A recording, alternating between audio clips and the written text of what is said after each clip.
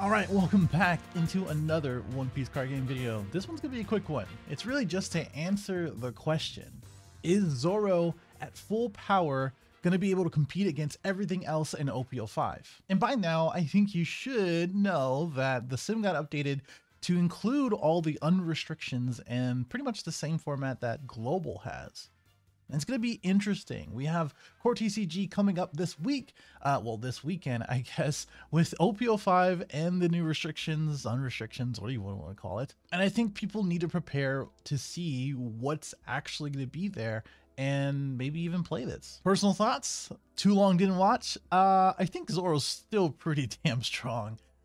With the return of Dadan and Radical Beam and Nami, I mean, the searchable Radical Beam, you can't really beat that. And sure, now it has to compete against like Purple Luffy and Sakazuki, which is a pretty hard matchup in general. And of course, the newly powered Whitebeard. It got killed off and then brought back at full power as well. It's going to be very interesting. I personally think that there's going to be at least one or two tops with Zoro. Those who are committed to learn the matchups and maybe even dodge a few matchups. And of course with Whitebeard, which is probably going to be the next video after this, I think people are going to be really on Whitebeard, if anything. If not, then Purple Luffy and as well as Sakazuki will relegate it, with the nail in the background just kind of hanging out and getting a couple tops. All right, so real quick, this is the list I've been personally testing. It's not too different from a lot of Zoro lists back in the day. You know, a lot of it is really going to be on that Nami unbanned, because that's what kind of fuels your deck, right? That's what searches out the newly unrestricted Radical Beam that is now 3 at this, or in this deck. You still have guard point because obviously you kind of need them. You're not going to be at 2 or less life at any or at all times.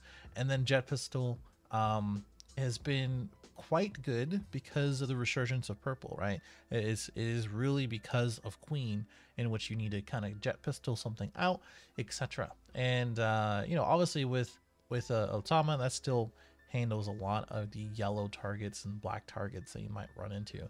And then Marco at 5 or at 4. The 5-drop Marco is really good. We're not playing the 4-drop. If we were playing Whitebeard pirates like the Izo and whatever, right? I would probably be playing the 4-drop. I think it's fine to play it. You know, I think you're perfectly fine just to play out the 4-drop. For me, I don't really care. This is the no blockers. Zoro, you're more than happy, or you're more than welcome to do that. You know, replace the Inazuma, which I think Inazuma is great with the 5-drop. You're gonna be having this hopefully post turn 3, and Inazuma is gonna be live anytime that you use the leader effect, or you have your leader effect as well. And of course, there's a lot of other cards that can do that for you. Zoro is still searchable, and you can get to 7 as a 7k Zoro. You can have a 7k Zoro. What am I saying? You can have a 7k Zoro pretty easily with your leader effect as well.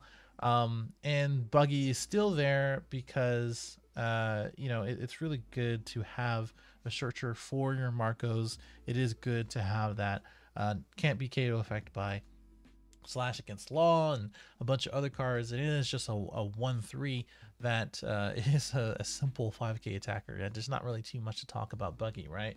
And you know, Magra is not searchable, but well, okay, let me take this back. It is searchable, but Dadan, which is now unrestricted, and it is really good for pretty much every other 1 cost, including your Sunnykun, your Nami, your Buggy. Basically, those are going to be your 1k attackers that Magra as well as Makino can assist you with. Fire Fist is just really good because it just regulates the board. You know, it's just another removal effect. It's not searchable, but you play a good amount of event cards, not a whole ton, but enough for it to be triggered out of your life, or used once per game. Basically, that's your goal. You want to use this once per game with another event card. And then Jambe is here because it's just good to have your Zoro or your leader ignore blockers. There's not really too much to say about that.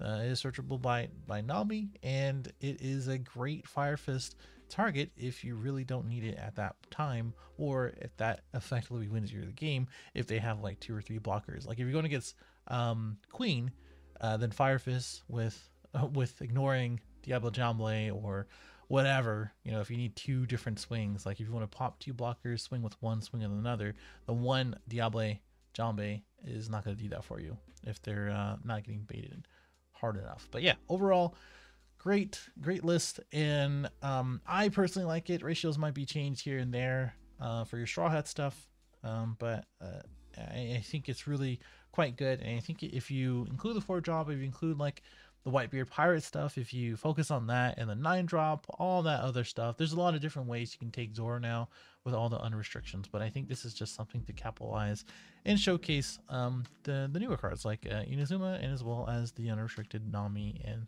Dadan. So let me know what you think in the comments below. All right, we're going to go ahead and start it out against Bell Betty, which is becoming a fan favorite, it seems, for a lot of people.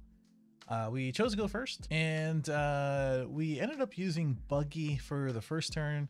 Got a Jet Pistol, and then also used another Buggy and got a Fire Fist. They used a 1-drop Betty twice, and got a couple of good cards, one of them being the Ivankov.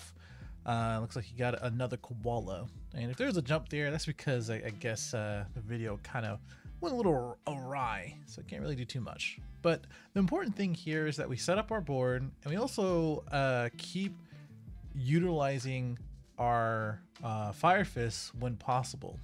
We have one in hand, and hopefully we find another, but we might just wait on using this next Fire Fist first. So what we did is just fill out the board. We have 3 Otamas in hand, so that's pretty good, if anything. None of the characters in Betty as a leader is going to be immune, or they're not slash characters, so Buggy's effect is really not going to be too bad, or it's not going to be effective, I should say. He does play the Ivankov, discards a card. I think it's probably better EV for you to kind of do it out of the way. Like when you have the opportunity to swing with Ivankov, then you should be good to go. He actually conceded immediately. He's playing the 10-drop Luffy, and as well as the 7-cost old girl. How am I forgetting that? Vivi, sorry. And I just had enough in hand just to, you know, be fine. And, you know, the following turn I had Otama, which can go into Jet Pistol, well, not Jet Pistol, but Fire Fist, that can clear out both Karasu as well as Ivankov. And then the rest of my small boys can go ahead and just swing into their Bettys pretty easily. And the last few swings were probably going to be swings into their face. So I'm guessing not only that we can clear board, but also we can probably take game pretty easily, especially with that 5-drop Luffy. While he didn't know any of that as far as what was in my hand completely, other than the 2 buggies that we saw, I think he just wanted to go ahead and concede for a quick game. So there you go. All right, next up is going to be Katakuri versus the famous Tim the Tat Man. Great content, great guy, awesome streamer, big fan. But we got to beat him today. That's the issue. And you know, we started out with the buggy. We are going first. May chose to go second, which I think Katakuri wants to go second anyway. He went ahead and pitched out the Strugen, which is fine for the most part. We swing with leader first without putting one underneath, because obviously we don't have anything on, and we don't want to run into any triggers that would KO anything. I think it will probably be, may have been kind of okay just to use the 1-drop 3K instead. I don't know why I can't think of what the name is, but that's okay. I think what we're gonna do here is swing 5 to 5. He can pitch a 2K, that's fine. Marco comes out and now is a nuisance. Our hand is not like too crazy good. There's 2 5K swings coming at us, which might have some Dawn put underneath. Well, yeah, 8 and a 7. That's not bad at all, honestly. I chose to go ahead and just take them because honestly, you know, it really comes down to, you know, what do I value in general, right? And I think what I value here is just cards in hand to defend myself with, and more bodies on board that I can defend that I can defend with my hand. Basically, I have a guard point and as well as a radical beam in hand. He does get the trigger in the smoothie. We do get the jet pistol off the buggy. I'm feeling pretty confident with the radical beam in hand, especially being at 1 life. But he can put some real damage and power on both the smoothie and as well as his leader. But it looks like he is just going to go ahead and go for my face, or not face, but my cards on board.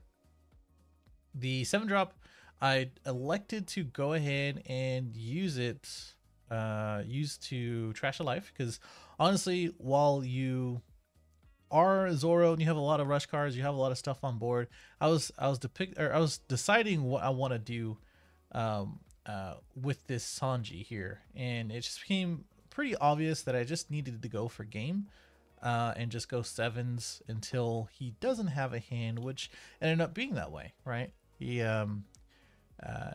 swung 7 with the Bucky, 7 with the Marco, 5 with one of our other cards, replaced it with a Makino, of course, 7 and then an 8, which obviously he wasn't able to get out of. And this is going to be continuing to be a pretty good deterrent for Katakuri. Pre-ban, I don't know how many people are going to be choosing to use Zoro with Sakatsuki being so popular this upcoming weekend and the future formats, but Zoro is going to be again quite the deterrent for Katakuri, which is why some people might lean to Enel, because it can kind of keep up with Zoro with that extra life, quote unquote, and as well as the tools that it has to fill the board out. So yeah, Katakuri still really good. Just kind of loses to those 5k in multiple swings. All right, next up is Red Purple Luffy. So he elected to go second. I'm going to go first. I was looking for a buggy, but that's okay.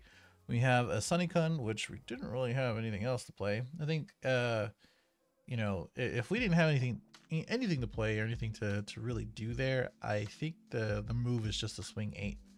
The following turn, because we're just not going to use that Dawn. But what we're doing here is actually swing 2 6s. That's why the 3k is so important. That's why buggy is so important, along with Sunikun. So like there's a couple things too where you swinging 3 here to my Sunikun, and I countered out of it with the Nami, because honestly I was going to play the Marco no matter what.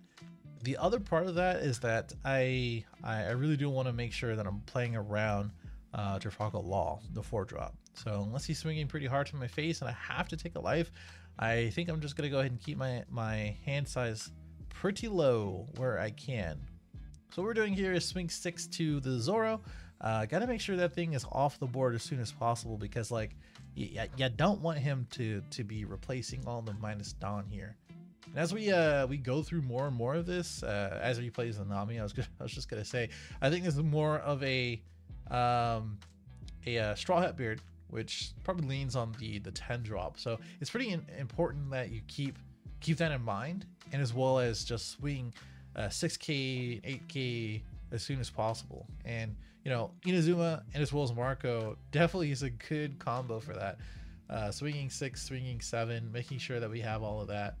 And then yeah, he's playing the Franosuke, which I think he has enough.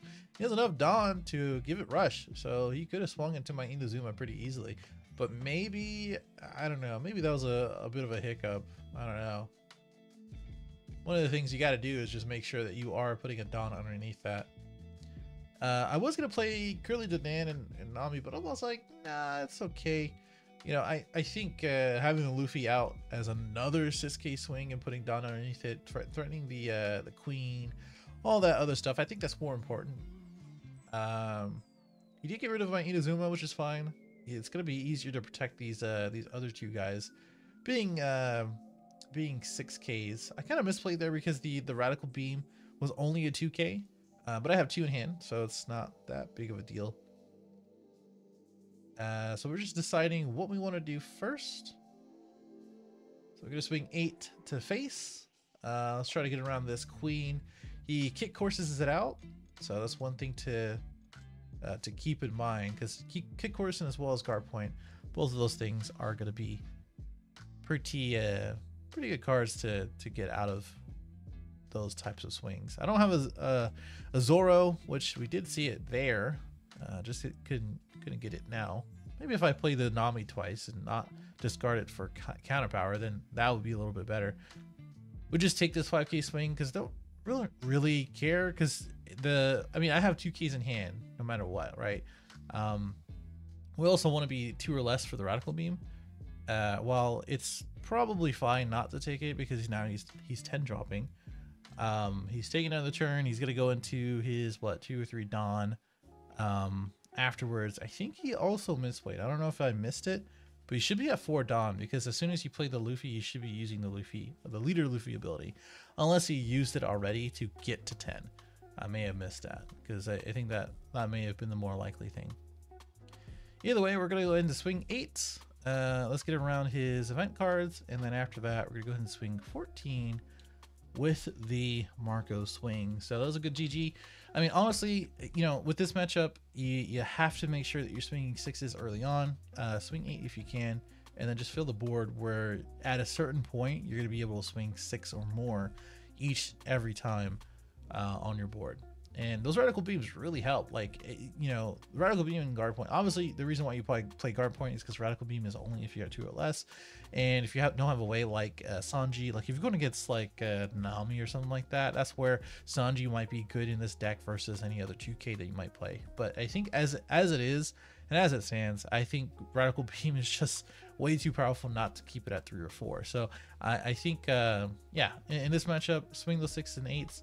Overall, I think Zoro is that strong 1.5 tier 1.5 contender. You know, those tier 1 decks are probably going to be Sakazuki, Purple Luffy, and whatever may win this weekend in Pasadena. You know, that's the biggest thing. But yeah, let me know what you think in the comments below, and hopefully I can get the white beard out as well this week, and I'll see you in the next one.